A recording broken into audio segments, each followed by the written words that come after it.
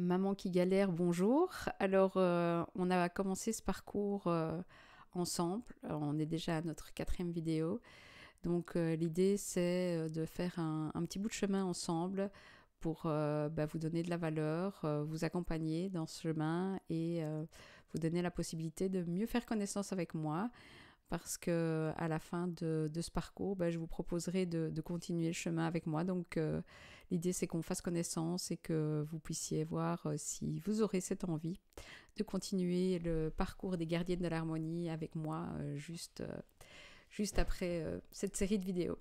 On en est donc à l'idée d'avoir choisi un domaine de sa vie où on a envie de gagner un point et où on a envie de trouver des solutions par rapport à ça. Et donc, une des choses de base qui est important de faire quand on a cette envie-là, c'est de prendre une décision.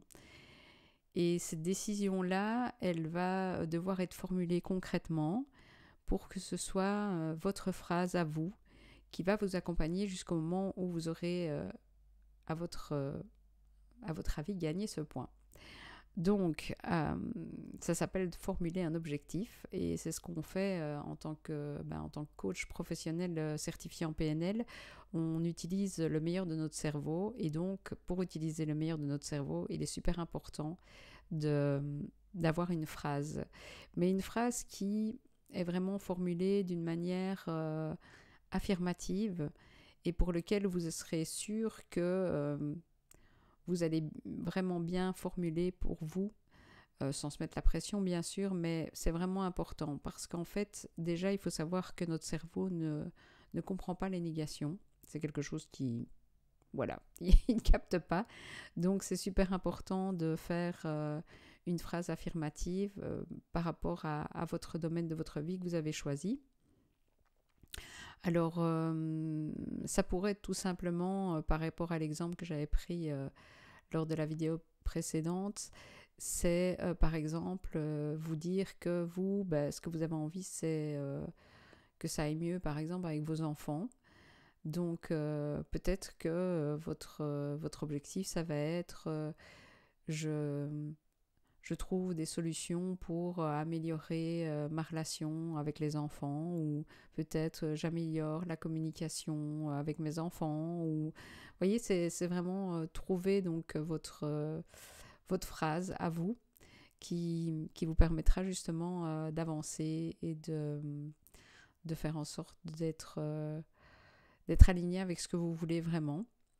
Alors il est important aussi de mettre un délai par rapport à ce choix parce que si vous vous dites simplement j'ai envie d'améliorer ma relation avec mes enfants, il faudrait voir pour quand vous avez envie que cette relation soit améliorée.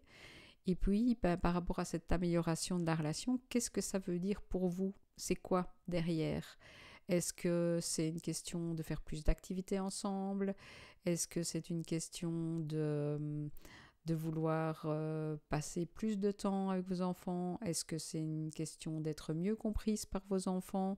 Donc c'est important de décortiquer le plus possible pour avoir un élément précis. Donc voilà ce que j'avais envie de vous partager aujourd'hui. L'objectif évidemment n'est pas de se mettre la pression ni non plus de dire, je sais pas moi, imaginons que vous avez scoré votre relation avec vos enfants de 5 sur 10. L'idée n'est pas du tout de s'auto-flageller et de se dire oh, je ne suis pas capable, etc. On n'en est pas du tout dans cette démarche-là. L'idée est plutôt de faire un constat dans les faits précis et de se dire pour le moment c'est comme ça, mais je vais agir dessus pour que ça change, pour que ça s'améliore, pour que ça aille dans le bon sens pour moi. Donc, je vous laisse avec votre petit carnet formuler votre phrase et trouver ce vers quoi vous allez aller dans les prochaines semaines ou dans le prochain mois par rapport à ce que vous aurez choisi. Je vous souhaite une très bonne journée ou une très bonne soirée. On se retrouve bien vite pour la prochaine étape. Et je vous dis surtout, bonne heure à vous.